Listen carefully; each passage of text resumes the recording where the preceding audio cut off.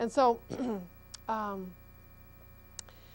what happened was that I went actually to a librarians conference in Estes Park, and the sweet librarian, we always think of librarians as being sweet, docile creatures, said, when are you going to kill the jerk? And I said, well, I can't, because my agent won't let me. And she raised her hand and said, could you maim him? And so I thought, I've got to use all this emotion that people have about the jerk. So I talked to my brother-in-law, who is a radiologist, and I said, if a doctor were going to be accused of murder, which is the premise that I wanted to start with in the grilling season, who's the first person you would think that a doctor would have killed? And I asked not only my radiologist brother-in-law, but then I asked a whole number of doctors. I got one answer, Barbara: HMO executive. That's what they all said. So that was the premise for the grilling season, is that we start off with this situation where this HMO executive turns up dead, and the #1 suspect is the jerk. And what is that going to mean for Goldie being involved in it? Because she was doing a catered event for the HMO executive living in this fancy town, this fancy area of Aspen Meadow. Isn't it wonderful, all the different ways you can knit her into these Hey, situations? but the thing is, anytime you're dealing with wealthy people, you're dealing with caterers. Oh, so. I see that. No, I've previously thought about it, but I'm deeply impressed. Yeah. And of course, in a murder like that, your problem really is to limit the number of suspects. That's right. You've got so many people with a motive. Right. Okay, prime cut. Okay, well, prime cut began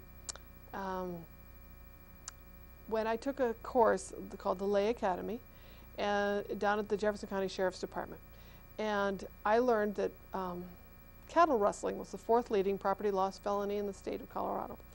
So I thought, well, I want to write about this, but I was actually the dinner speaker at the Colorado Coroners Convention. I've done it now a couple times. And asked if, because most coroners in Colorado are in the rural areas, and I asked, was there anyone who dealt with cattle rustling and so on? And I went out and watched the brand inspector work for a day, and Barbara, I came home and I said, this is too boring, I can't do it. But at the same time, I had received a letter, which I remembered, from a caterer in New York. And she said, I cater to models, and if you're ever interested in finding out about this, please call me. So I called her and I found out all about catering in a fashion photography studio. And I went, and the audition is called the Cattle Call. And they call people, you know, Right. meat and beef cake and so on and so Sure. forth. And I just thought, I've got to use this. So I actually went to New York and worked there with her for a week in the fashion photography studio, and that's where Prime Cut came from. Very, very clever. And Thanks. then Tough Cookie, we have mentioned Goldie's catering business is shut down. There's some problem with the drains. That's right, that's right. Well, have you remodeled your house? Remodeled your no, kitchen? I haven't, as a matter of gosh. fact. I don't want to do that, right? Well, I Okay. tapped into this whole emotional stream, which was people who wanted to kill their contractor. And so this particular thing had been done wrong, which I checked with the caterer, what's the typical mistake? And he told me, so she becomes a personal chef up in the ski areas, because I'd always wanted to use that material in the ski areas. Right, so you shut her down from her ordinary course Right, of business. that's and right. don't you have her on television too, doing a That's right. chef, That's right. a TV celebrity chef thing? That's right, which I'd also done cooking on TV, which cooking on TV is nothing like cooking in your kitchen. Sure. So I wanted to capitalize on all that material in there. So that's what I You've did. really used to see, so Sticks and Stones is your 10th. That's correct.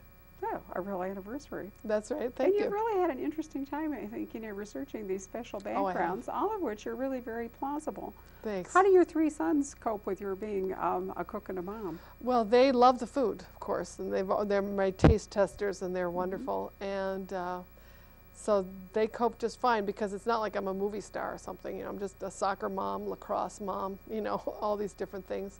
Film mom. Our middle son is a film major at the University of Colorado, and he had to have back surgery. So I had to go over to the University of Colorado for a week and take notes in all his classes, because they all had waiting lists. And so it'd say here when they called his name.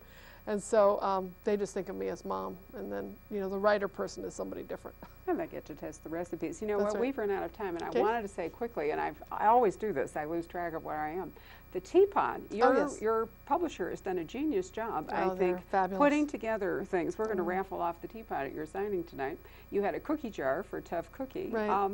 And they have done, I think, a terrific job with recipes and with, Right, they you have. know, They have. tchotchkes of one sort or That's another. right. But I particularly want to recommend your website to our readers. Okay. DianeMottDavidson.com will not only get you to look at the cookie jar, but you will get shot by, well, you do. It's wonderful. There's an actual gun that starts shooting at you, and then the teapot comes bopping into the scene. It's so clever. Bantam did it. I can't take any credit for it. Well, but it's fun, and I wanted to urge people to go and look at it. Diane, it's really been a pleasure. Oh, it's been fun talking to you. Thank you, I've learned Barb. a lot. Thank you very, Thank you, very Barb. much. I hope all of you have had a yummy time. Rush out for chocolate or something. And thank you once again for joining us on the Criminal Calendar.